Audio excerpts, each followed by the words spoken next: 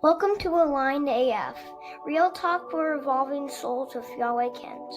Join Yahweh for honest conversations on spiritual growth, the messiness of life, and how to move through it all at a higher frequency. So grab a cup of tea and let's sail in. This is Aligned AF, and here's Yahweh. There's a moment in every healing journey when we realize no one else can walk the path for us. Others can guide, inspire, or hold space. But the choice to heal, to awaken, to love ourselves unconditionally, that choice is always ours. It's both empowering and at times overwhelming. We want someone to fix us, yet the deeper truth is we were never broken. What we need is remembrance of our wholeness, of our own light. And in these moments of remembering, certain guides appear. They're not here to rescue us, but to reflect back what we already carry within. They remind us that the wound is not the ending, but the opening. That our power is not out there, but in here. These guides embody a quiet truth. Healing is not given, it is reclaimed. Today's episode invites us into the work of someone who's dedicated his life to that truth. Dr. Matt Turner doesn't fix people. He empowers them to remember their own capacity for healing. Through channeling, teaching, writing, and walking alongside both seekers and fellow healers, he's become a living reminder that our deepest medicine comes from within. This episode is You Were Never Broken, Empowering Healing by Dr. Matt Turner. Hey everybody, welcome back to Aligned AF, real talk for the evolving soul. I am Yahweh, your host with the most, and today's conversation feels like one of those sacred moments where soul paths cross with purpose. We're not just exploring ideas here today. We're stepping into the heart of what it means to heal, to remember our wholeness, and to walk the path of unconditional love. Dr. Matt Turner is a spiritual healer with a doctorate in metaphysical healing from Delphi University. He teaches you how to heal yourself with practical, tangible ways so that you can live your most empowered life. Dr. Matt believes healing is most effective when it comes from a realistic approach as opposed to an overly romanticized one. His job is to help you identify what is needed for healing and to give you a roadmap of what it looks like. Dr. Matt, welcome to the show. Thank you. Yeah, That was a great introduction. Thank you very much. I worked hard on that. It was like, literally, I was like, this is I could describe I was myself. going to say, who is this guy? this. Who is this guy he's talking about? Like, I need those words. Well, I'm really happy to be here for a lot of reasons. First of all, I know we've never actually met in real life, but you know my wife. Mm-hmm. I've followed you for quite a while. We've been friends on Facebook. I really love the work that you do. I love the outlook you have on things. And I love the idea of bringing some testosterone to the show. Right. I mean, the little bit that I got. Well, I'm pretty balanced in my divine feminine, but Right. I've had all female guests so far, and Mhm. so I wanted to find some balance, and you're the lucky Love guy to that. start me off. So I love that. so why don't you take a minute and tell us a little bit more than what I said about you? Yes, I've been doing my healing work for almost 16 years at this point. And it's something that, when I was a teenager, that's when I started seeing like psychics and healers. And they used to always tell me that I was in this life to be a healer, but I'm very stubborn. And so I didn't believe them because it wasn't my idea. So, it kind of took me about like a 5-6 year healing journey, just, focusing on my own healing. That was kind of from 15 to 2021 before I could really see that myself and really, kind of claim that, which is then what led me to the healing school that I went to and then been doing that work ever since. You know, like a lot of the reason that I like to approach healing from that, you know, kind of self-healing perspective and more of like the practical, tangible way, because I remember a lot when I was a teenager and I was younger and working with healers. So often they would, you know, like say all these things that like resonated and sounded amazing and then talk about these things that I needed to do, you know, to heal. But I'm such like a how person. I like steps, I like a process, right? Otherwise, like I will live so much in my mind and it's going to stay this like conceptual thing, but like no one could ever tell me that. Right. And it really just used to piss me off. And Yeah. so then I was like, all right, cool. Guess I just will have this idea in my mind that sounds great and feels right, but like it's just going to live there.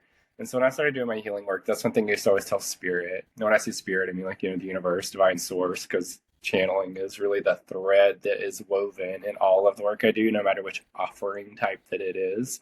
Right. And so I used to always tell spirit, like, I want to make sure that I can make healing practical and tangible. And I just want to teach people how to heal themselves.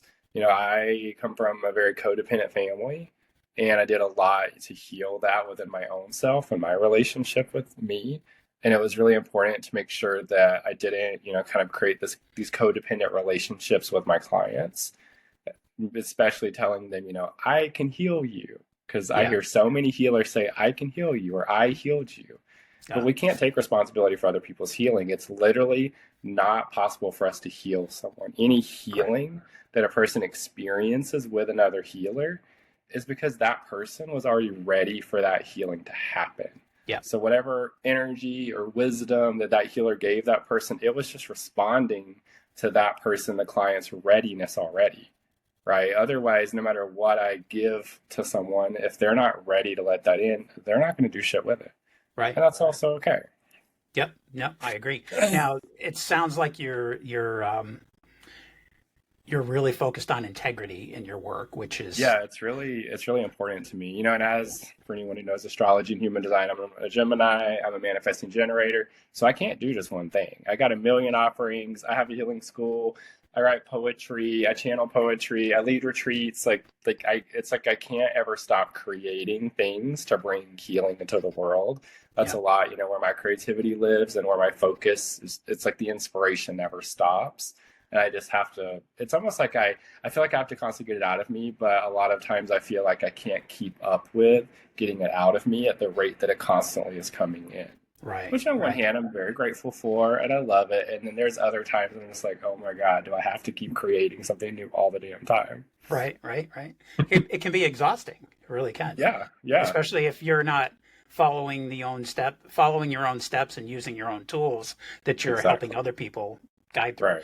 Because one thing I've noticed in the community and as a practitioner myself, we quite often forget to use our own tools.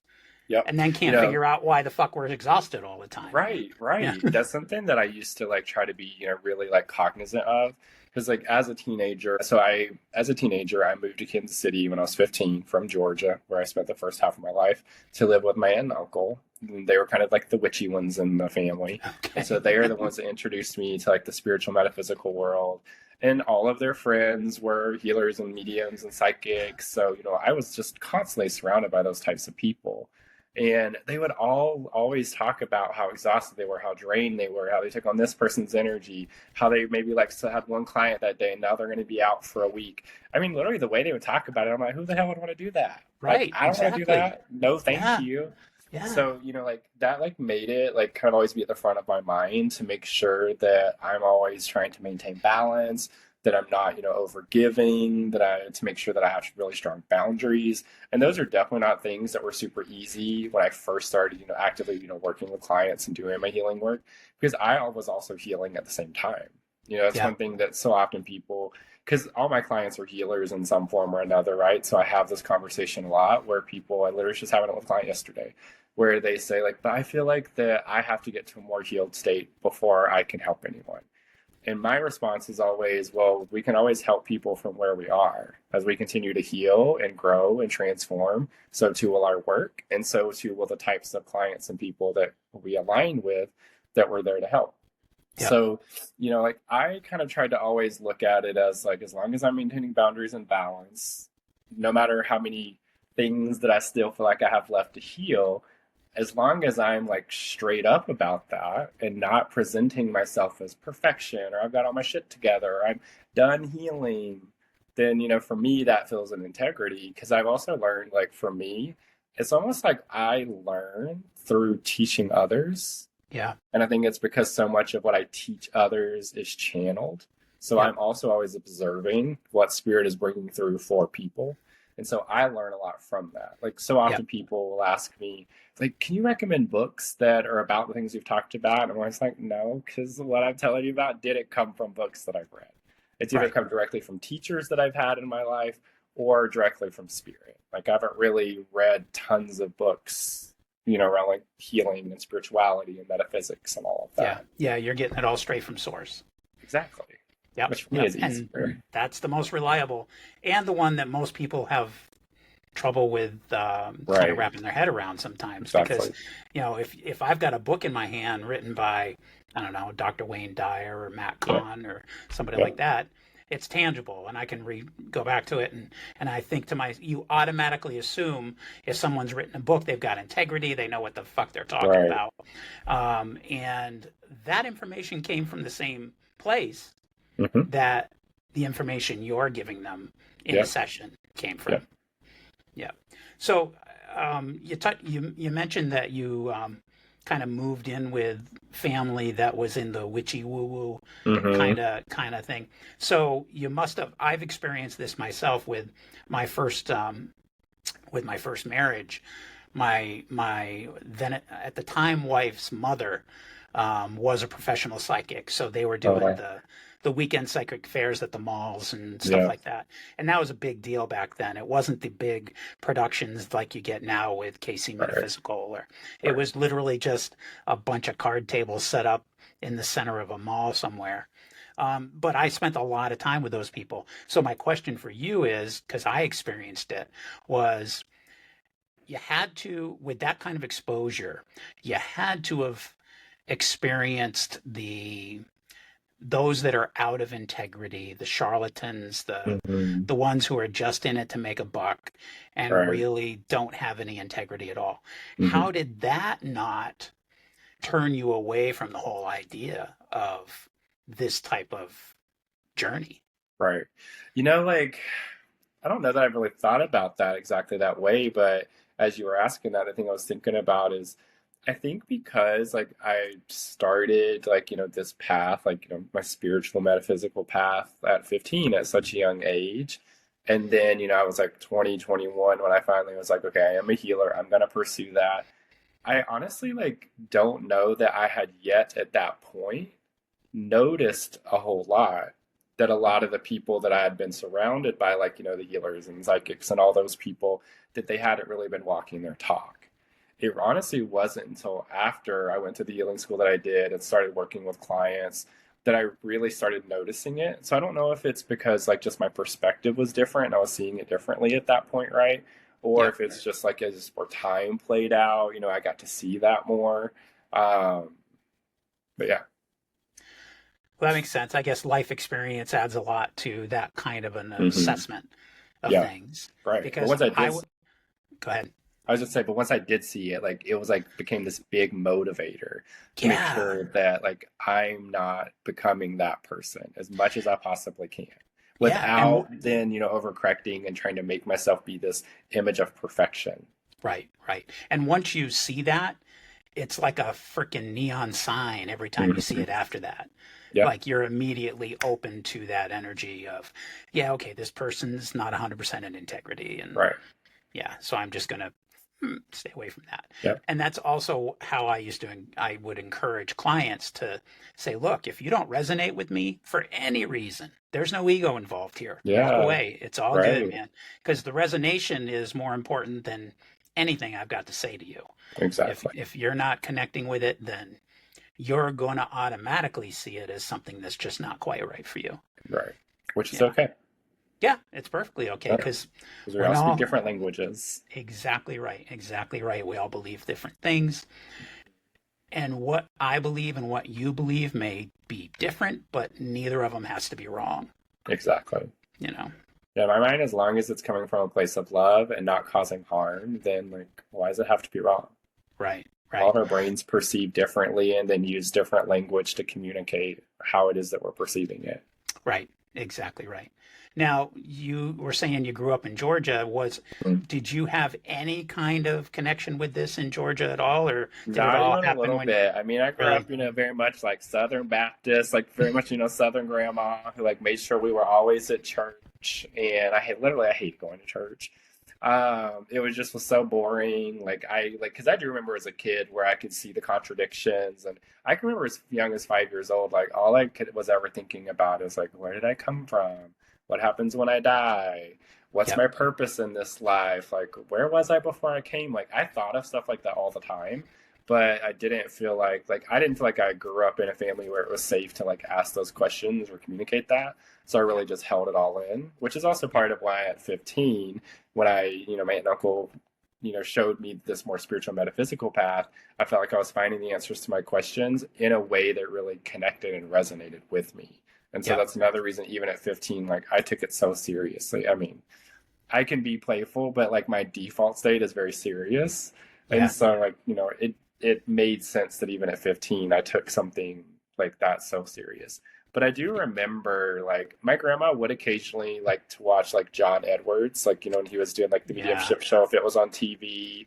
I remember one time because she liked to read that I saw that she had a Sylvia Browne book. Wow. No, I didn't know tons about those things, or even how sometimes, those two worlds of, like more like Southern Baptist and metaphysics can sometimes be polarized, maybe is a word that I would use. Yep. I didn't really know that until after I started learning more about the spiritual metaphysical world once living with my aunt and uncle. Yeah. So I, Yeah. I really feel like, in a lot of ways, like it was always kind of there, like there were little like hints of things. So, what types of spiritual practices do you have kind of on a daily method that keep you grounded? Like once upon a time, like I would have said meditation kind of religiously, right? Like doing it constantly in terms of like sitting in meditation, going within, which of course I still do that like a good amount. But like now at this point in my life, after over 20 years of my spiritual path, I try to think of it as like bringing meditation into everything that I do, as opposed to just having like a singular moment each day that I sit down and meditate. And Yep. like one of the ways I always define meditation is being mindful and present in the moment. Yep. And that's always a thing that I've struggled with a lot and still kind of do. So it's like this thing that I have to like very consciously work at to always kind of, redirect my awareness back to the moment, back into my body, because I'm very much always out in the ether somewhere. Yeah. So like that's, kind of one of the main things at this point in my life, kind of like a new practice that, well, I don't know how new it is, but something I'm really trying to focus more on and seeing it as a spiritual practice is being in connection with people more, like outside of, clients and students, but in my own personal relationships. Because that's something that, like they're there and they've been there for a long time in terms of, like long-term friendships. But I do have a habit, or I don't know if it has to be like a habit, like it's, like a wrong thing, but I'm so purpose driven. And with, my work and my career being my purpose, I'm so focused on that all the time. And it just like, lights me up and it inspires me so much. But I also recognize that like I have to like kind of bring me out in the world more in my own just kind of personal self. So it's really kind of more about that, So I Yeah. guess like the answer to your question is very like non-traditional, non-typical, really more in kind of like a human way. Yep. Because I really always teach that like in the eyes of the universe, spiritual and the human are exactly like they're equal, right? Yep. One isn't better than the other. And so Yep. many people in the spiritual world put spirit on this hierarchy above human, and in my opinion, that's missing the point. Yeah. Yep. I love that you talked about bringing meditation into the everyday stuff. One of Yeah. my favorite things is when I do most of the shopping, Mm-hmm. and so when I'm at the grocery store, I always choose the longer line. Oh, I don't go to self-serve unless I'm like really in a hurry. But if I'm not in a hurry, I choose the right. longer line, and then I have a moment to myself. I do some observation. I might even have a really good conversation with somebody I've never met before. But to me, that's a That's moment of awesome. meditation, a moment of being present. that I don't stress about. Like, I used to freak out when people were counting out their pennies or writing a damn check or whatever it might Right. be, or not being able to figure out how to use the little machine, Hmm. and then price checks and things like that. And I can remember a time being in the back of the line going, "What the hell?" Open up another line. The rest of us are in a Right. hurry, and I just would be so irritated by the time I got to the car, and I got tired of living like that. Hmm. And so bringing into that meditation into the everyday has been a huge step for me. Yeah. Yeah. In my So I opinion, don't. it's like the mastery of meditation is that, It is. right? Yeah, exactly right. When you're always in some sort of meditative state because you're Mhm. always present. Right. Yep. It's what Yeah, I'm working exactly. towards. For now, it's constantly Yeah. falling out, but having awareness of that and constantly bringing myself back in. But, Right, right. eventually I'll exercise that muscle enough and it'll be strong enough to keep me there for even longer periods of time. Sure. Now, when you mentioned stepping into your kind of outside the workplace world, you Hmm. got to remember, like, I mean, my opinion, you're a light, okay? You're Thank you're you. a special human being and a special spirit, and who do you think you are keeping that from the rest of us? Okay. Because we may not be your clients, but we still Right. want some of that, Yeah, So for share sure. that gift with the rest of us, man. And let's be real, my Leo rising loves that. I know that's another thing I always have to remind myself, all right, man, you're here in this life to be seen, not to hide. And that's not just in work, that's also out in the world in all the areas of life. Yeah, yeah, yeah, exactly. So do you have any rituals or mantras that you use on a daily basis, something that kind of supports your own healing in those Right. moments when you can detect that something's up? My biggest thing that I always come back to is be love. I mean, that's even why, the name of my healing practice is Be Love Healing. The name of my healing school is Be Love Healing School. Because, like, ultimately, it's about that. I remember, like, when I was a senior in high school, I think I was like 17. And there was like one day, I'd literally just, oh my God, okay, I remember exactly when it was now. I don't know if you, like, remember this because I know, like, you're a little bit older than me, but, like, A little Zanga. bit. Yeah. Uh, yeah, Zanga. Yeah. So like I was like on there one day, and then around the same time, MySpace. So like those two, like I like one day was like trying to figure out like what's my tagline gonna be on my Zynga and my MySpace, and then I had just heard like the phrase "be love," and I was like, that's interesting. What the hell does that mean? And in that moment, at 17, I'm like, I don't really know what that means, but like I can kind of feel it. So I just did that. I put "be love," as like the tagline kind of headline thing on both of my profiles. And then after that moment, it's like I literally just kept hearing that phrase "be love" over and over and over. Like I couldn't get it out of my mind to the point of in school, I would be doodling it all over my pages. Like I would like, sometimes when people like write their name on, like the bathroom stall, shit like that. I would always write "be love," like, and I just kept doing that and putting it on everything. And so in a way, I was almost on this pursuit to figure out like, what does that mean? So it's not about doing love or getting love or having love or giving love or receiving love. Like it's being love. Like what does that mean? Right. And then that kind of, just became like a big part of my own healing journey of looking at it as like, which, at that point I didn't quite get, but at this point now, of checking in with myself to say like, am I being loved? Am how I'm being or how I'm showing up, whether just with myself or with others, is it in alignment with love or is it not? And so then it's kind of like my compass, I guess you could say, of like just always bringing myself back to love when I feel like I've fallen out of it. For Right. me, falling out of it looks like anytime in my fear, my wounds, limiting beliefs, judgments, insecurities, right? Like any of the things that people typically label as negative, which that's a whole other conversation. I don't really like to use negative and positive to describe energy. I usually either call it an expression of love or an expression of fear. Okay. Because the word negative has so many connotations for so many people, like it's bad and it's wrong, and that's just not the reality, right? Right. So that's why I like don't use those. So then, yeah, that's like the kind of place that I always bring myself back to. When I was 20, this was in 2015. Can't remember exactly how old I was then, however old I was. So 10 years ago, I guess, I was living in Asheville, North Carolina at the time. And at that point, like I be love is something that I'd started kind of hearing other people say and other people talk about and seeing it online. So I was like, okay, like this is a thing, but I still didn't feel like I really understood it yet in this kind of like lived experience way. And so also at that time in my life, I had been like coming to terms with that I struggled with binge eating. And I'd been doing that my whole life. And I've, always kind of had been thin. And so it never was this thing I think that stood out to people. Everyone's just always like, how can you eat so much and stay so little kind of thing. And so like, I didn't really know that binge eating was even a thing. And so like, I was at that point before I'd even moved to Asheville, just kind of focused on my healing. I'd been working on my binge eating and trying to, like stop doing that because it's like bad and wrong. I've got to stop, right? It's kind of how I was seeing it. So fast forward, 2015, I'm in Asheville, I'm in my apartment, I'm eating lunch.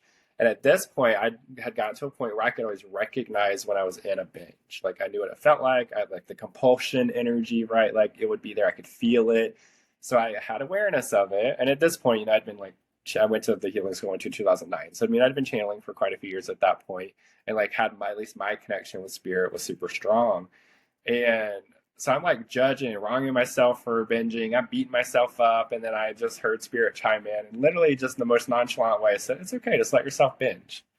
Well, that was pissed me off because I'm like, no, spirit, fuck off. Like, I can't keep like doing this. This is wrong. This is bad. I got to fix it kind of thing. And then again, in the most like casual tone, spirit just said, it's okay. Just let yourself binge. And I, just kept cussing spirit out about it because that was pissing me off. And then again, in the most like loving way, spirit just said, it's okay. Like allow yourself to binge and practice loving yourself while you binge. And then in that moment, I like literally was like, that's be love. Like that's what being loved looks like when I'm doing this thing that in my mind is so wrong or bad or needs to be fixed. And instead of like approaching myself from such like a shaming place, instead choosing to have like unconditional love for me, even when I'm in those spaces of maybe saw as like my faults, right? Yeah. Like, so that like then helped me understand over the last 10 years that really like when I bring myself back to love, like that is like this alchemical thing that really heals and transmutes and transforms the energy of those pains and wounds and fears and traumas and all of the different variations and expressions of that. So that's a lot of how, I try to like work with it, even in my own healing and my own practice. But that's kind of like my daily mantra, the thing that I really just try to have as like my North Star. Yeah. So many of us don't realize that just a thought, just a way of thinking can trigger these chemical reactions in our bodies. Yeah. That can cause us physical harm, but can also create incredible healing. Yeah.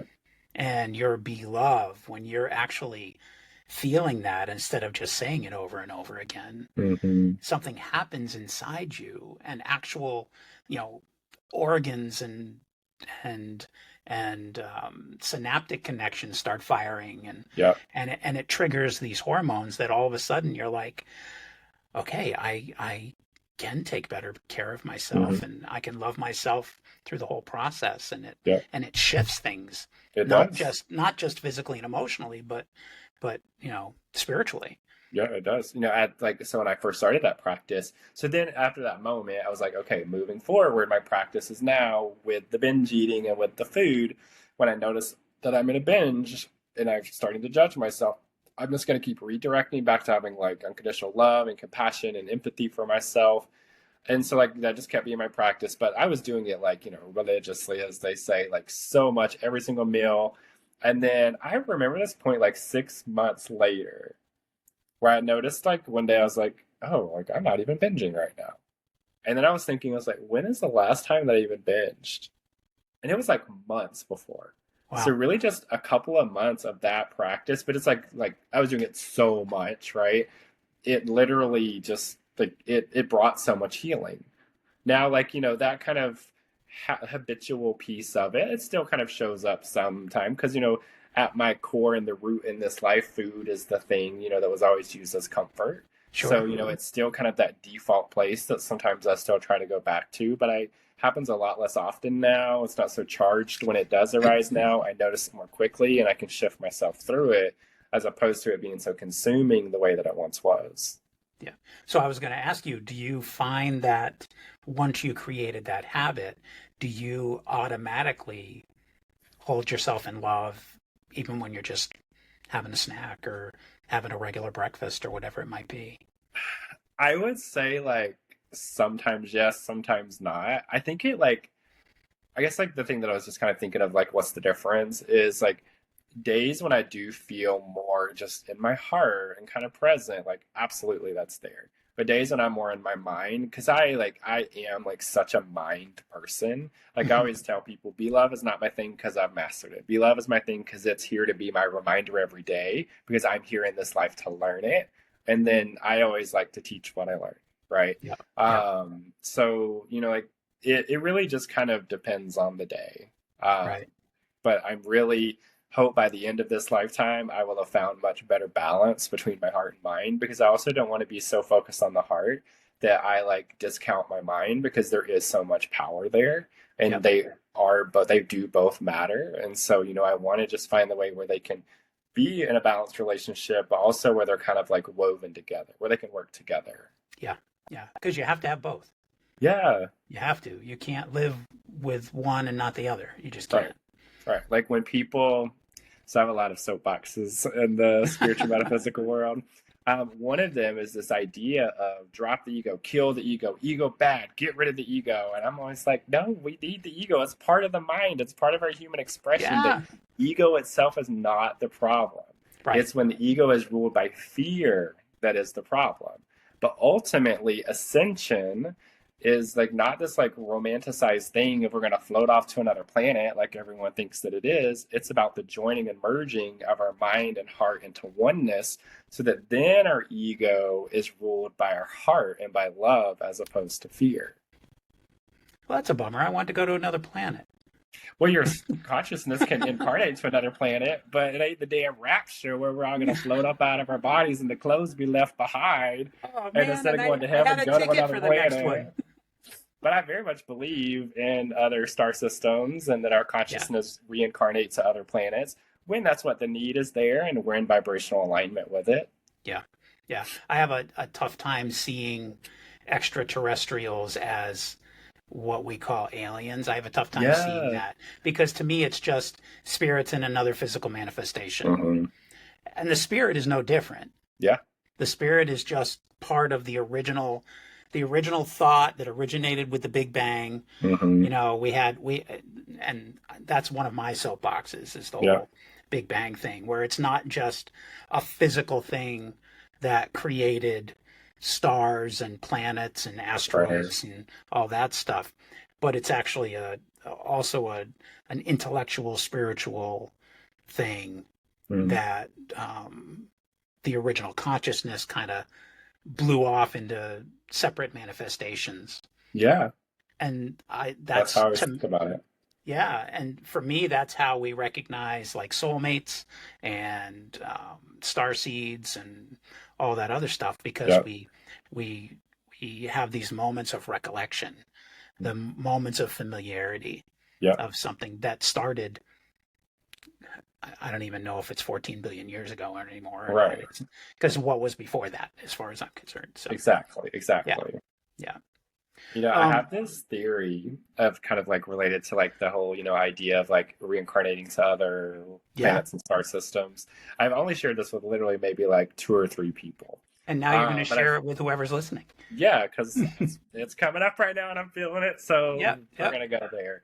But I've had this theory, like kind of just like this feeling that people that are born with Down syndrome are actually souls that have been like or from a different star system that is very heart based. And so like, our physical body is a reflection of the consciousness that we bring into this lifetime when we're born. And so their consciousness is kind of shaped or looks a bit differently because they're from a different consciousness, a different star system. And so then coming into here, how that translates, it's so different, which is then why kind of, the chromosomal thing is different. Their bodies look different. But like, it's not that there's anything like, bad or wrong or thing to be fixed. It's more that they're just souls from other star systems where it's more heart focused that are coming here to kind of show us that. And maybe in some ways they're coming here to learn more balance too, right? Yeah. But yeah. I I will buy that, because if I think about anyone I've ever known, anyone I've ever met, and anyone I've ever interacted with who has had downs, um, there is no one more Yeah, unconditionally loving than one of those folks, because absolutely. they literally are emotion, Mm-hmm. and there's so much love. I Yeah, love that. that's amazing, amazing.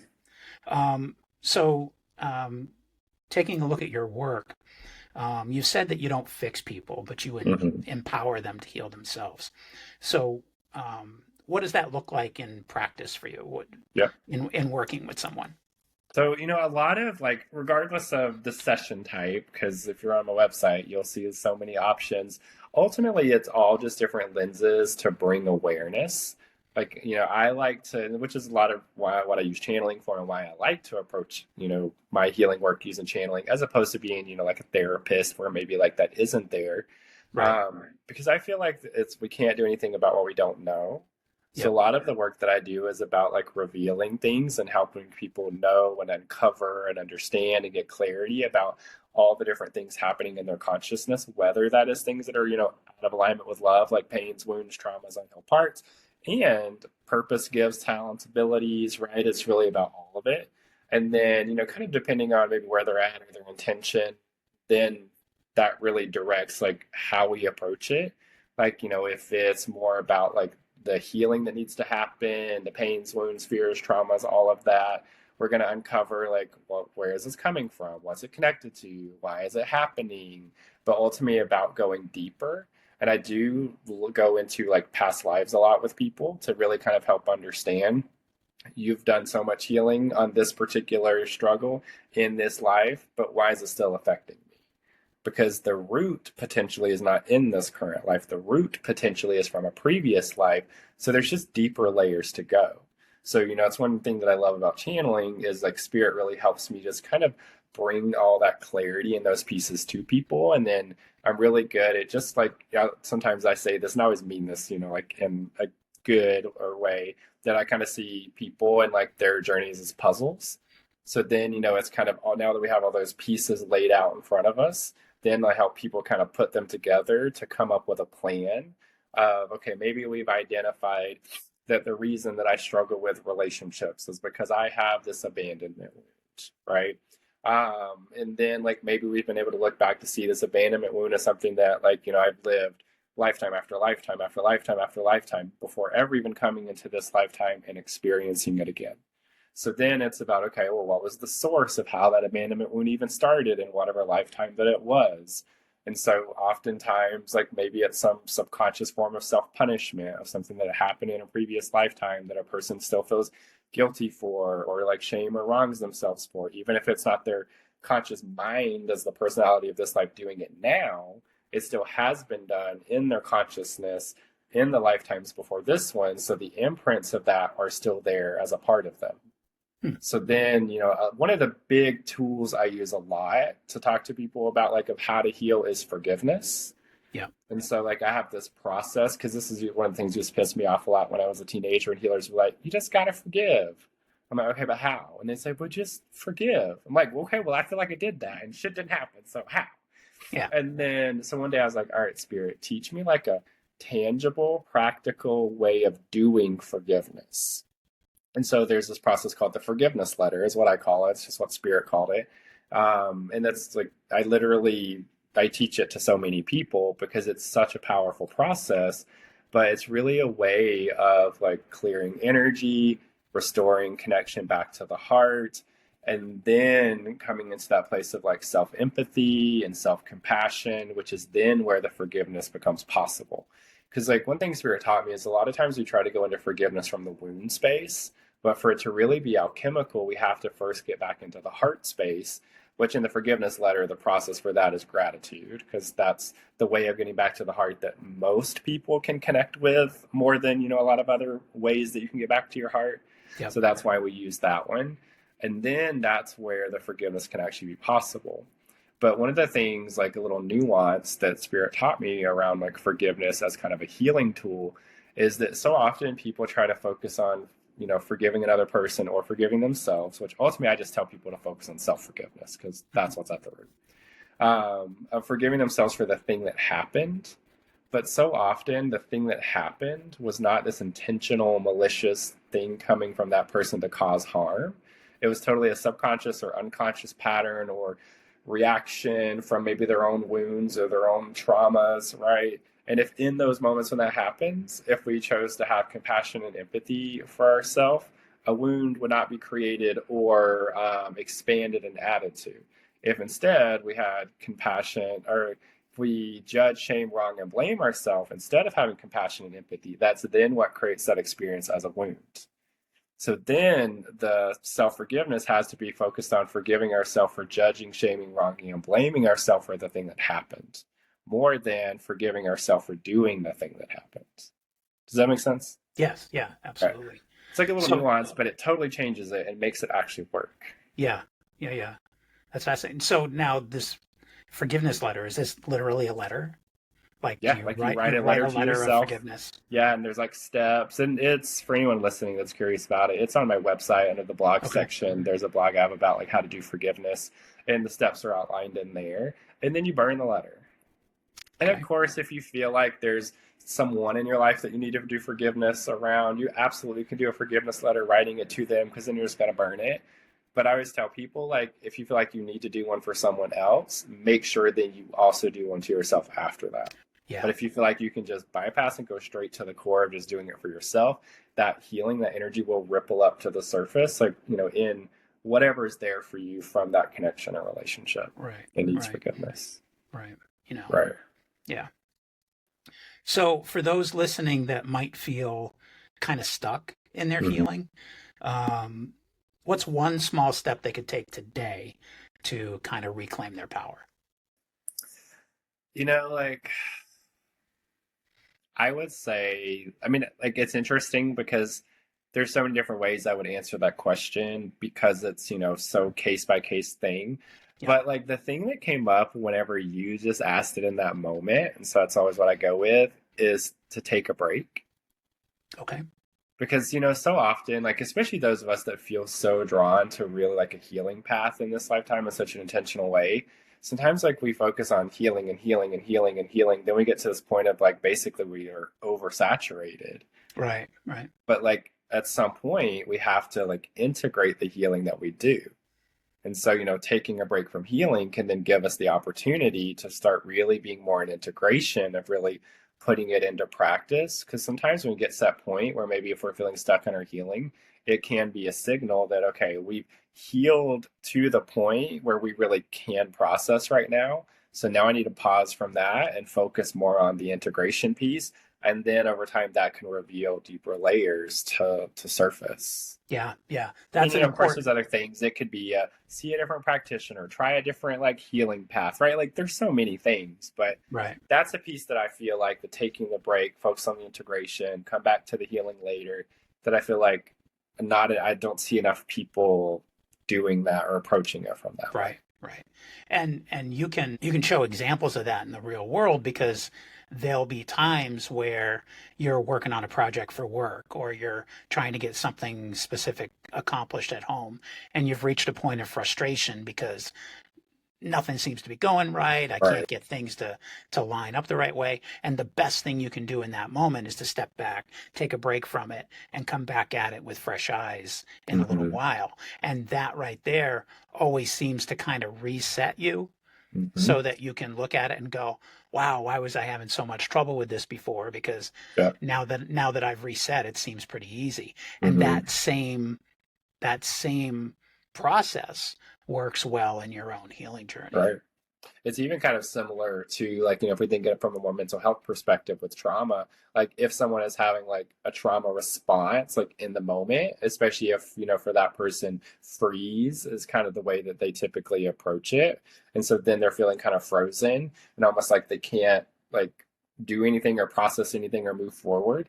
If Yeah. you could like literally just like wherever you're sitting in that moment or standing, if you'll just like move your body that has nothing to do with trying to process the trauma or understand it, but just move it, then it's like it's almost like you remove yourself from that kind of vortex of energy that you've been swirling in that's so heavy that they're feeling frozen in, and remove yourself out of that, and then it can free that energy up so much. I want to get into the channeling a little bit. Yeah. Because I have my own ideas of Mm-hmm. what channeling is and how channeling works and things like Right. that. So, first of all, how does it show up in one of your sessions? Like what role does it play, and Right. how does it help a client? Right.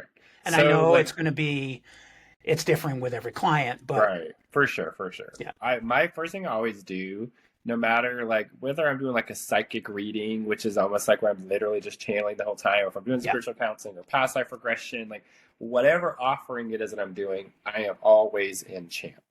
okay, So that ultimately, it's about allowing spirit to be there to like show me how to help guide that person. Because at the end of the day, as healers, we can learn all the different techniques and the steps and the processes to do.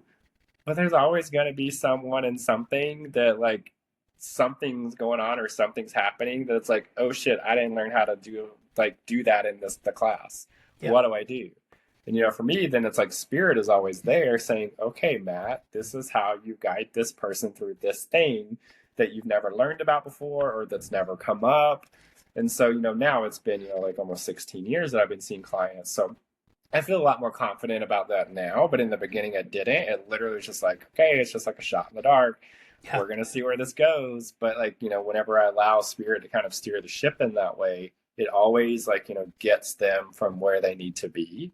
So, like I that's why I always make sure that I get myself into channel before any person comes, no matter what the situation is, even if I'm teaching a class or leading a retreat, like whatever it is, even when I've officiated weddings, even then I get into channel because, yeah, there's only so much that I know and that I perceive. So I look at it as spirits always making sure there's no blind spots that I'm missing.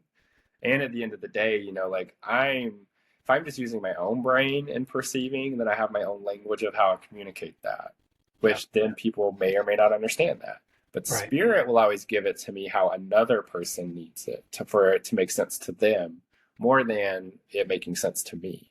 right. So, I like that because I want to be able to communicate with people in a way that it like really clicks for them, even if like to me it seems so new or I've never thought of it that way, which Sure. happens to me constantly. Right. So, Yeah. so before you continue with that, I want to touch on something because what you were talking about here is important to the conversation and probably to a lot of the listeners. The layperson hears the word channeling and thinks, "Oh, he's going to bring in the spirit of my dead grandmother. He's going to Right, bring yeah, in mediumship. Right, or he's going to bring in, we're going to get a message from Saint Germain or whatever Right, it might yeah. be. And when you say get into channel, that's a different thing. And that brings me the image of stepping into a stream. Yeah. It's And literally a column of light is yes, literally like my process. and that Exactly. resonates so strongly with me because for me, there's a truth stream. And it's literally like a river Yeah. and it's constantly flowing and everybody has a connection to it. So Yeah. when you step into the truth stream with somebody for somebody, Yeah. you're getting the truths that are supposed to be pertinent to them Exactly. versus allowing the spirit of Michael the archangel to come through and deliver Right. a message, which I've done too. Right. So how is getting into channel different than allowing another spirit to come Right. through? So, like I think of it as because when I get into channel, I always say I just go straight to the source. So Yeah. like divine source energy, God, universe, spirit, right? Like when I say spirit, I'm talking about all of that.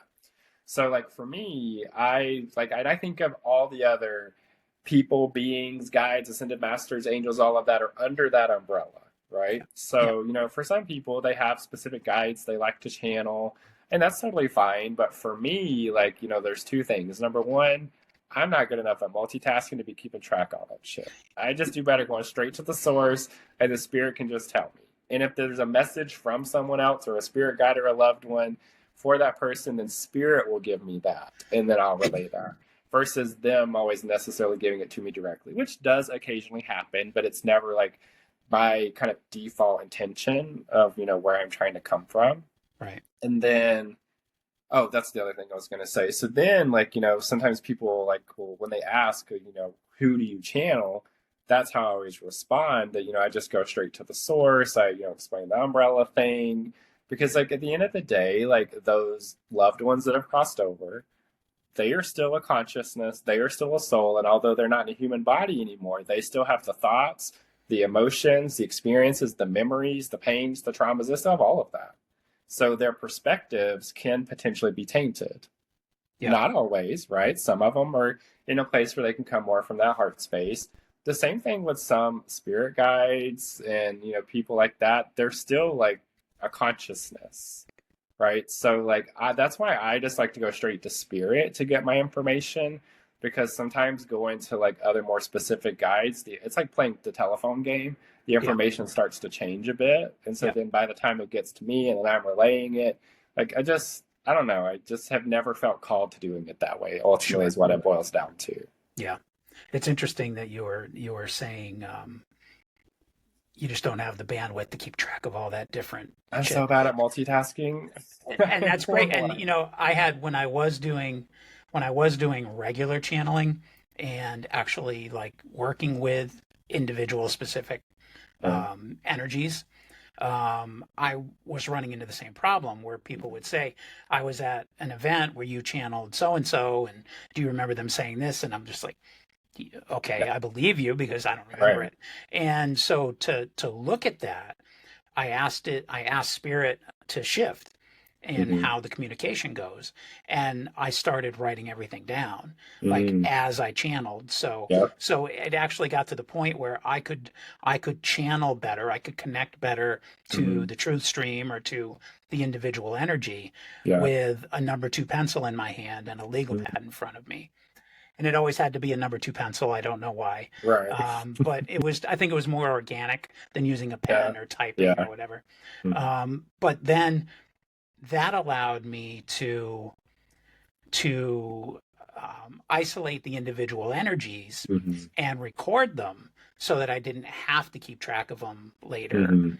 And that worked out really well. I was telling you, I think when we talked separately, that I've got a bag full of channelings that are going to be a book someday. Yeah. But I'm glad I did it that way, because to rechannel or to try to create a book just off the cuff like that, I never would have been able to do it. Right. So so I want to put you on the spot. Okay. I want to ask you if you'd be willing to do a short channeling session. Okay. Any way you see fit, whatever message wants to come through, whether it's related to me or to the listeners or to whatever's going on in the world, just kind of open up to it. Got it. So I'll just set my attention to whatever spirit wants to bring through for whoever it's for. And then we'll see where we go. Okay. Just give me a second. Yeah. The first, and this doesn't feel like it's just for one specific person. Maybe more collective. But the first thing the spirit kept saying is, don't lose hope. Don't lose hope. It's one of those things where, and I'm even actually glad I'm hearing this right now, because I've been struggling with this a bit with just the chaos of the world right now. Yeah. But spirit just keeps saying that things aren't as bad as they seem, or things aren't actually as bad as they look and appear. It's there's so much that's coming to the surface. And, because I kind of, one thing I keep telling Michael is oh my God, I want to leave this country. I want to move. I'm here to be a healer. I don't want to be a fighter. I don't want to have to fight the battle, live in a place like that. And so, even hearing spirit now talk about it's not as bad as it seems, that feels very encouraging. And to really, focus on hanging on to hope more that. I don't know. That just feels I even just got chills. That feels very visceral, very intense.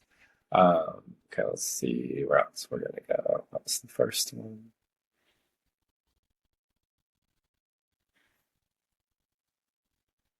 And then, like for you specifically, Yahweh Spirit just showed me your heart chakra and said that in this lifetime, like a big part of focus in this lifetime for you is about heart healing, which is a lot about happening through the receiving of love as opposed to the giving of love. The receiving of love for you in this lifetime is about what heals, like all the stuff that was in your heart space when you were born into this lifetime that your consciousness already carried. So like spirit literally just keeps saying receive, receive, receive, receive, receive, receive. It's like giving. The giving is already like that natural default state for you. But spirit, which is great, doesn't necessarily change or stop. But spirit just keeps saying receive, receive, receive, receive. Oh, all right. Thank you. You're welcome. Well, that hits me hard Good. because, um, growing up in the 60s and 70s as a boy, and then a young man in the 80s, and having certain expectations that society puts upon you, and having the upbringing that I had, and being the man of the house at 9 years old, and always being trained that what you need doesn't come first. It doesn't even come second or third. You have to put everything ahead of that. And that was a lesson that I accepted, but had a tough time getting through, especially through a couple of marriages that ended in infidelity on the part of my wives. And so meeting Alara 10 years ago, being 53 years old and meeting a 30-year-old who was a yoga instructor and used to be a Chiefs cheerleader. And I was like, yeah, that ain't happening. But she fucking loved me anyway. And we've got this amazing little boy. And one of the hardest things for me in this relationship has been understanding that she could actually love me for who I am, and never hurt me. Spirit Never said, and she's got it to give. Yeah, she sure does. It's like you're not a burden because she's got it to give. It's like she doesn't do it out of responsibility. She does it out of because there's like a surplus there to give. Yeah. Well, so thanks for that. I wasn't expecting that. You're welcome. That's what you asked for. You suck. Okay. Thank you for that, and for the hope that you've allowed the world to listen to. And I think right now we all could use that hope with everything that's going on, not just in our country, but around the world. So getting into just real quick on your healing work, because you work not only with individuals but also with practitioners, and to me, it's always seemed to me in the community that we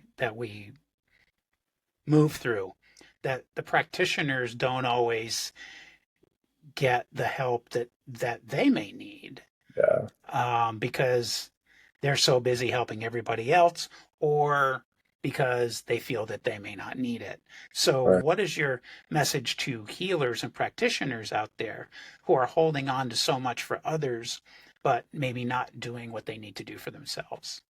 The way that I always thought of it, like just, from my own perspective, with that same struggle back in the day, was that like it's almost like I had to manipulate myself into convincing myself. But like the way I saw it was that I cannot help people as well or as effectively unless I'm helping myself. Yeah. If I am not doing my own work, I do not have as great of a capacity to be of service. And, like I see too many healers, and not just like spiritual metaphysical kind, like therapists, like all the different types of healers, they just talk about how their work drains and exhausts them so much. But a lot of times it's because they're overgiving. Overgiving is coming from a wound space. Yeah. Right. So if you're overgiving, then you can know that there is some healing work to do. Right. at a minimum around that. And it could be having threads to so many other, things in a person's consciousness as well. And so, Sure. like for me, it just always like the thing that empowered and inspired me to really continue to make me a priority and my healing a priority was reminding myself that that's how I can ultimately best be of service in the world in the most effective and the most efficient way. Because I have very strong boundaries, and all my clients know, all my friends know, I will not say yes to you and I will not give to you if I don't have the space or if it's crossing a boundary that I have. And I am very comfortable saying no to someone. And that's such a healthy attitude that so many people see as selfish and standoffish. Yeah. And first of all, fuck them because I don't really care. Right. But I mean, coming from the background that I come from, it was a tough lesson for me to learn to be that way, to have those boundaries and to be able to say no and not feel guilty as hell about it. But then also to maintain that boundary when somebody comes back at me with the guilt. Well, what do you mean you won't help me? Or, why is it always about you or whatever it might be? And well, you know what? It's always about you too. It's always about each of us has to spend time in what's about me in order to be any good whatsoever to someone else. Right. Like sometimes I've had clients, like try to reach out in this emergency state. Like, I need you right now. And then I'm like, well, I'm not available. So I believe in you that you have what it takes to work through it. And if it's some dire, like emergency, like harm type thing, I may say like, call this number, right? Like, here's some resources. But like, I don't allow like, people's, I guess, pain to guilt me into crossing my own boundaries in order to help them or be of service. Because like at the end of the day, that can create so much codependency and it disempowers the person. Yeah. Like I like to always remind people like, I believe in you. You got this. I know you can do this, because they have to be empowered to recognize they can do it on their own. Yeah. I watched too much growing up the way that my grandmother like overgave and was the hero and the rescuer and the fixer and the everything. And I like literally watched the way it ate her alive. Yeah. And then I like her children, which is my father, my aunt, and my uncle. Like actually one of them was a teenager, which he ended up committing suicide in 2008. Like I watched the way the level of codependency that they all had with her. And then if something happened in life where she wasn't there to save them, to where literally they're these adult children being clueless of what to do or how to take care of themselves. Yeah. And, so that was a big like motivator and like catalyst for my own healing around, the codependency and the people pleasing and really trying to, work that out and heal that so that I'm not that person, because I also was most like my grandmother in my family. And like that is the inspiration when it comes to clients too, because it's like I know that if I am always too available for them, then that creates this codependency. And ultimately, at the end of the day, it just disempowers people. And like, a big like part of my messaging, like one of the offerings that I do is like about like owning your power. Like I had this lady ask me several years ago, what was the thing that I really wanted for the world the most? And when I like just kind of sat with that, like it was just, I just want everyone to know how powerful they are. And for me, like in kind of being that reminder and teaching people that like they are more than powerful enough, like that I can't do that if I'm always like crossing my own boundaries to be available for people on their terms. Like I always tell people, I'm available for you on my terms.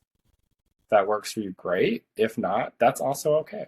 That just means we're not in alignment. Or sometimes I've had people be like, oh, I really want to come see you, but like, I can't afford you. And so then I always say like, that's totally valid and understandable. Absolutely get that. You know where to find me if that ever changes. Right. Right. Like, so, I still always approach people in situations like that with compassion and empathy, because I'm not going to judge them or shame them or wrong them. But I'm also like, I'm very much a tough love kind of person, but I can still do it in a way that like is a mix of kind of gentleness with directness at the same time.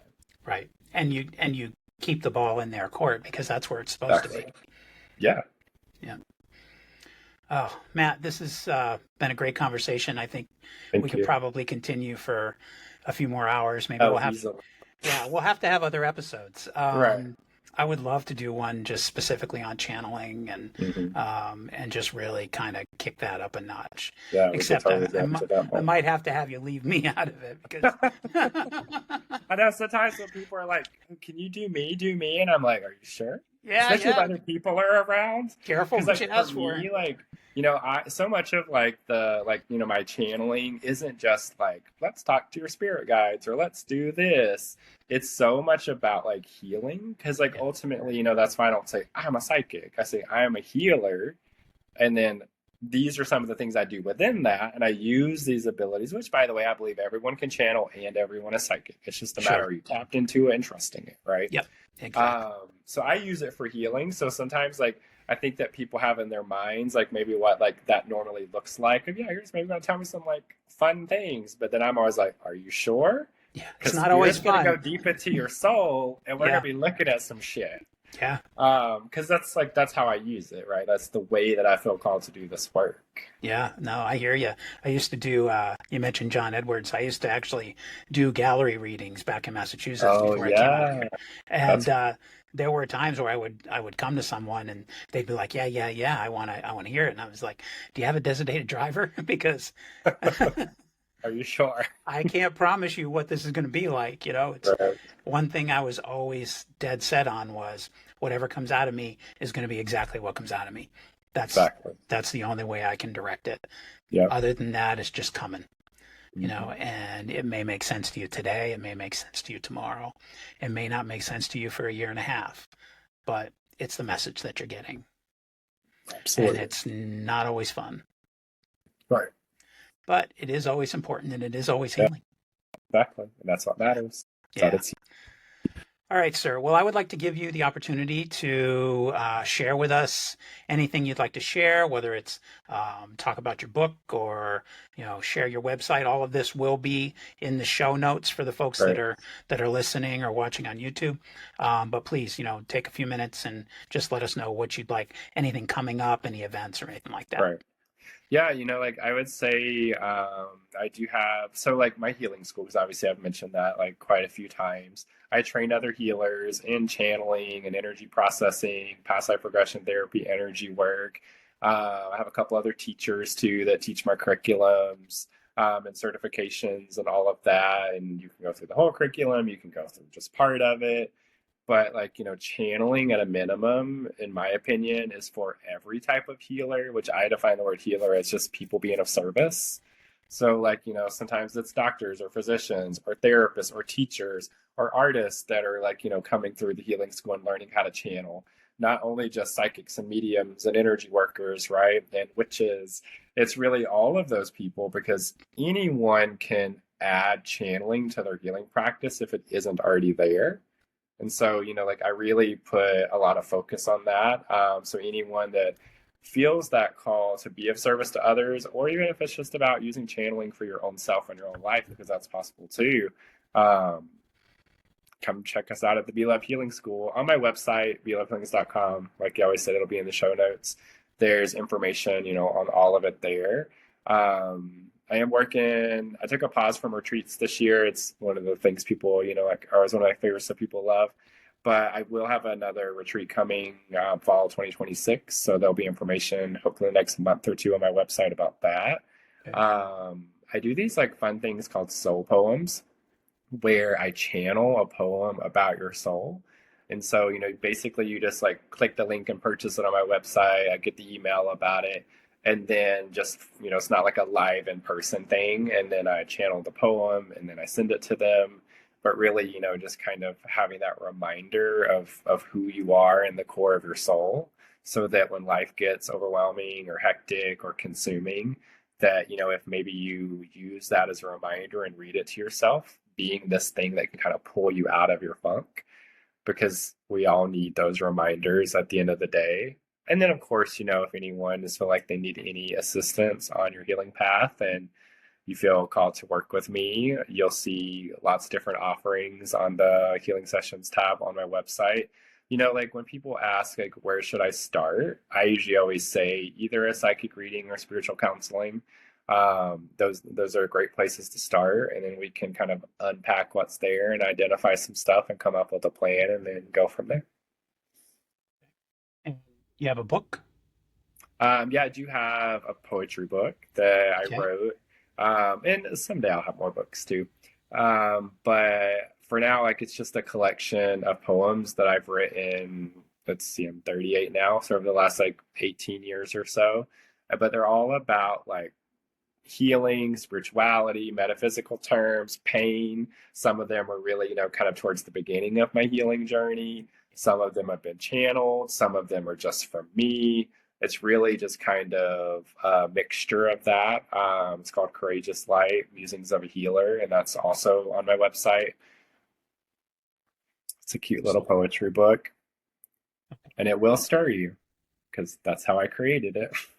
It's available on your website. Is it also available on Yep. Amazon and stuff like that? It is available on Amazon, yeah. Great. It is available on Kindle. No, it's not on Kindle. Okay. Yeah, All right. yeah. All right. And you haven't done an At least Audible not for one? now. Nope, Okay. All right. not yet. But I Yeah. have like an actual book, like I will. It's funny too, because I always think about like someday when I write more books, I feel like I need to do my own, like if they're like audibles, I need to do it myself. Yeah. Yeah. Yeah. Because the But we'll energy see. is there. Yeah. Yeah. I And like hear you. that's part of the transmission. Right. Exactly right. Exactly right. You'll be the new Paul Selig or the new Daryl channeling Bashar, right? Except you're going to be channeling Matt Turner. Yeah, exactly. Yeah. All right, Matt. Well, thank you so much for coming Yeah, up. of course. I really Enjoyed it. appreciate it. Yeah, so did I. Dr. Matt Turner, thank you You're for welcome. bringing your heart, your wisdom, and your presence to this space. Conversations like this remind me that healing isn't about perfection. It's about remembering, reclaiming, and choosing love again and again. For those listening today, may you carry forward even just one insight from today into your own life, trusting that you already hold the key to your own healing. And remember, you're getting closer to aligned AF every single day. Well, thanks for hanging out with me today. If this episode spoke to you at all, share it with a friend or someone who needs it. You can also leave a review or connect with me online. You can find Aligned AF on YouTube, Facebook, your favorite podcast channel, or at alignedaf.org. And if you want to reach out directly, you can email me at alignedafpodcast@gmail.com. So until next time, stay aligned AF.